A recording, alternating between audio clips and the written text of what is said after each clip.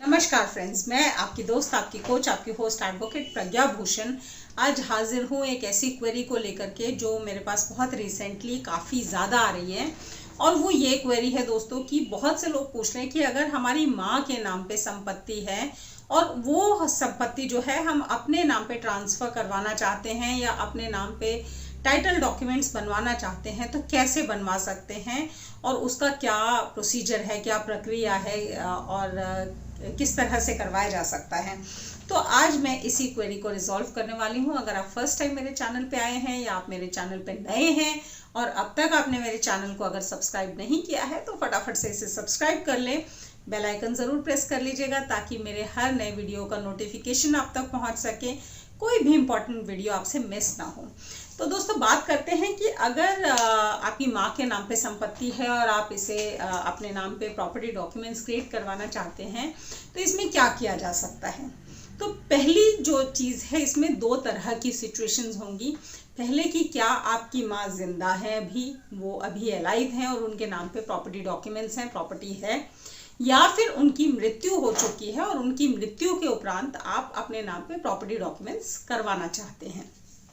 तो point number 1 यानी कि अगर आपकी माँ जिंदा है, पहले हम उसको देखते हैं कि अगर आपकी माँ जिंदा है, उनके नाम पे प्रॉपर्टी डॉक्यूमेंट्स हैं तो आप क्या कर सकते हैं। तो सबसे सही और आसान तरीका तो दोस्तों ये होता है कि आपकी माँ अपनी जो इच्छा है, जो आपके नाम पे प्रॉपर्टी डॉक्यूमेंट करना चाहती हैं या प्रॉपर्टी आपके नाम पे करना चाहती हैं,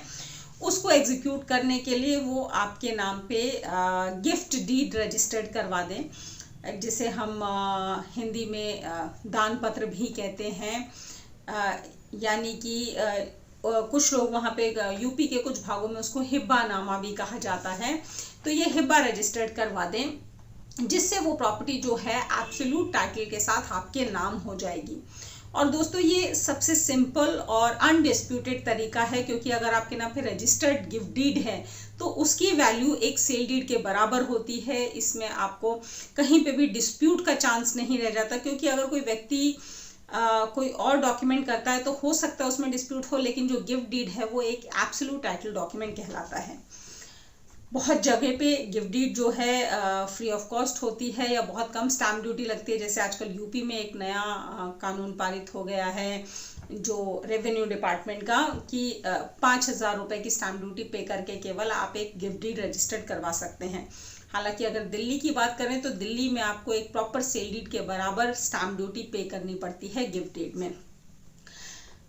अगर हम हरियाणा की बात करें दोस्तों तो वहाँ पे transfer deed within blood relation होता है, जो आपकी माँ आपके नाम पे करवा सकती हैं।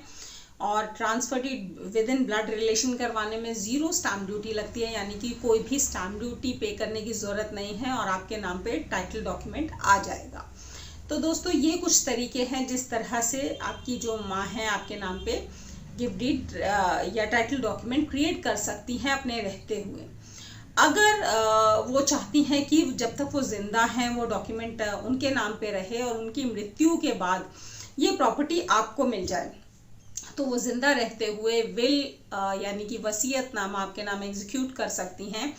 रजिस्टर्ड विल की ज़्यादा इंपॉर्टेंस है क्योंकि उसको प्रूव करना आसान होता है। अनरजिस्टर्ड विल है या सिर्फ नोटरी अटेस्टेड विल है तो उसको प्रूव करना थोड़ा मुश्किल है। तो इसलिए जो विल है कोशिश करें कि रजिस्टर्ड ही करवाएं। बट दोस्तों इसमें जो एक छोटी सी इशू आती है कि विल हमेशा लास्ट विल जायज़ होती है। तो अगर उनकी मृत्यु के, आपकी माताजी के मृत्यु के उपरांत कोई आके डिस्प्यूट कर देता है कि आपके फेवर में जो विल है वो लास्ट विल नहीं है, उसके बाद उन्होंने कोई और भी विल बनाई है, तो ऐसे में आपकी विल डिस्प्यूट में आ सकती है और फिर कोर्ट में आपको प्रूव करना होगा कि यही विल जो है लास्ट विल थी और वैलिड विल थी, जो कि एक लंबा प्रोसीजर हो जाता है कोर्ट में लड़ाई लड़ने का। तो ऐसे में कोशिश आप ये करें कि रजिस्टर्ड करवाएं और आपके जितने भी भाई बहन हैं, यानी कि आपकी माता जी के जो भी लीगल हेयर्स बनते हैं, उन सबको इस विल में या तो विटनेस लेकर के आए या उनको कंफर्मिंग पार्टी लेकर के आए किसी भी तरह से, या उनका एनओसी उसी वक्त ले ले जब आपके नाम पे विल की जा रही है, ताकि ये वो लोग डिस्प्यूट ना कर सके कि ये विल धोखे से बनवाई गई, फ्रॉड से बनवाई गई या माताजी को इन्फ्लुएंस करके बनवाई गई। तो इस तरह की चीज़ें सामने नहीं आएंगी। तो जिस वक्त विल आपके नाम पे हो रही है उसी वक्त उसको पुख्ता करने के भी तरीके आप निकाल लें तो अच्छा है। अब कुछ लोग कहते हैं कि माताजी जिंदा तो हैं, उनके नाम पे डॉक्यूमेंट्स भी हैं, पर वो सब रजिस्ट्रार ऑफिस आ नहीं सकते क्योंकि जहाँ पे प्रॉपर्टी है वो बहुत दूर है और वो कहीं और किसी और शहर में या किसी और राज्य में कहीं दूर रहती हैं। तो ऐसे में दोस्तों आप अपनी माता जी का जनरल पावर ऑफ अटॉर्नी यानी कि मुख्तियारनामा करवा सकते हैं उनसे उस शहर में जहाँ पे वो रहती हैं इस प्रॉपर्टी को लेकर के। लेकिन ध्यान रहे कि ये जो मुख्तियारनामा करवा रहे हैं, जीपीए जो करवा रहे हैं, ये रजिस्टर्ड ही करवाएं,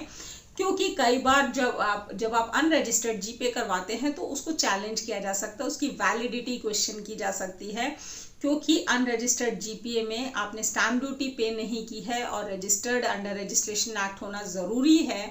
प्रॉपर्टी के ट्रांसफर का कोई भी डॉक्यूमेंट। तो ध्यान रहे कि आप रजिस्टर्ड जीपीए ही करवाएं अपनी माता जी के थ्रू।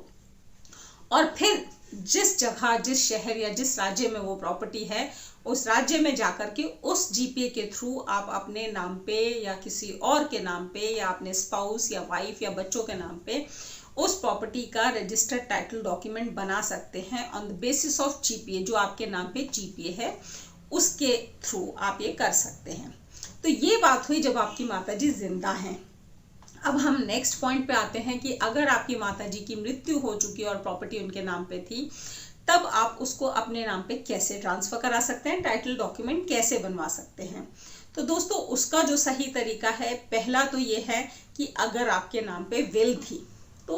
जो अप्रोप्रिएट तरीका है कि उस विल का कोर्ट से अंडर सक्सेशन एक्ट आप प्रोबेट ऑर्डर लें और उसको प्रोबेट ऑर्डर के साथ ही आपकी विल जो है एक एब्सोल्यूट डॉक्यूमेंट बन जाती है और आप उसके बेसिस पे आगे खरीद बेच भी सकते हैं या मॉर्गेज कर सकते हैं प्रॉपर्टी को। बट अगर विल नहीं थी तो आपको क्या करना है, तो सबसे पहले तो विल के केस में भी ये काम तो आपको करना होगा कि अपनी माता जी का डेथ सर्टिफिकेट यानी कि मृत्यु प्रमाण पत्र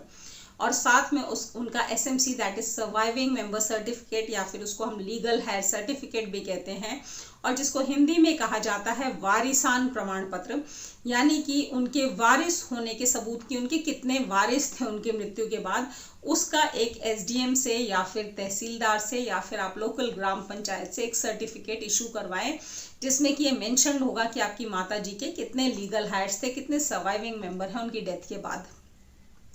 उसके बाद ये सारे मेंबर्स मिलके किसी एक के नाम पे या कुछ मिलके किसी 2 के नाम पे, 3 के नाम पे, जैसा भी आपकी फैमिली में अरेंजमेंट होता है।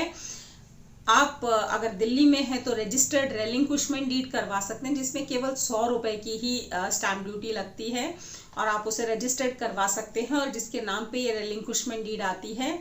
वो इस प्रॉपर्टी का मालिक हो जाता है माताजी के उपरांत। अगर आप हरियाणा में हैं तो अगेन जो कुछ लीगल हेयर्स जिनको प्रॉपर्टी देना चाहते हैं उनके नाम पे रजिस्टर्ड ट्रांसफर डीड करवा सकते हैं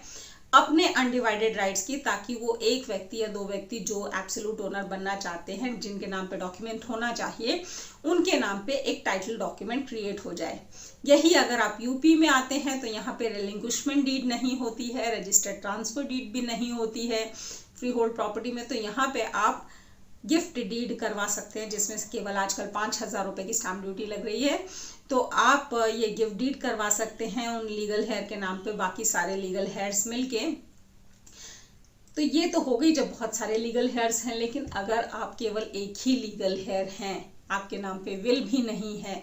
तो आप क्या करेंगे। तो दोस्तों ऐसे में आपको कोर्ट के दरवाजे जाना पड़ेगा और कोर्ट से लेटर ऑफ एडमिनिस्ट्रेशन आपके नाम पे आप करवा सकते हैं अगेन अंडर सक्सेशन एक्ट, और कोर्ट से ऑर्डर ले सकते हैं सक्सेशन सर्टिफिकेट या फिर लेटर ऑफ एडमिनिस्ट्रेशन ले सकते हैं जिससे आप उस प्रॉपर्टी के मालिक डिक्लेयर होंगे थ्रू द ऑनरेबल कोर्ट कि आप ही उनके इकलौते वारिस हैं और जो भी राइट्स हैं उनके प्रॉपर्टीज़ पे या उनके एसेट्स पे वो आपके ऊपर डिवॉल्व होते हैं through this succession certificate and later of administration. तो दोस्तों ये कुछ तरीके थे अगर आपके माता जी के नाम पे प्रॉपर्टी है और आपको अपने नाम पे डॉक्यूमेंट कराना है। तो ये दोनों तरीके मैंने आपको बताए हैं कि अगर वो जिंदा है तो आपको क्या करना है, अगर उनकी मृत्यु हो गई है तो आपको क्या करना है। इसके अलावा भी आपके सवाल हैं तो आप मुझसे पूछ सकते हैं, मैं कोशिश करूंगी कि उसका शॉर्ट वीडियो बना के आपको रिप्लाई कर सकूं। जुड़े रहिएगा, तब तक मिलते हैं मेरे नेक्स्ट वीडियो में, तब तक के लिए थैंक यू, धन्यवाद, नमस्कार, शब बखैर।